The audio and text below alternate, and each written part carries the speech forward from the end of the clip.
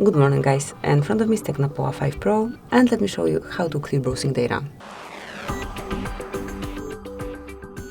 So at first, open the browser that you are using, click on More icon and go to History. Now select Clear Browsing Data at the top of the list and you will find Basic and Advanced options here. Under Basic you've got Browsing History, Cookies and Site Data, and Cached Images and Files.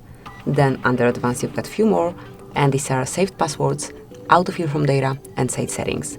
Mark all information that you want to remove, then it's time to mark the time range, smoothly enroll it, and then decide if you want to remove history from past hour, day, 7 days, 4 weeks, or all time.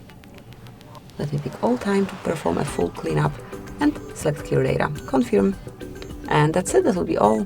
So thank you for watching, please subscribe our channel and leave the thumbs up.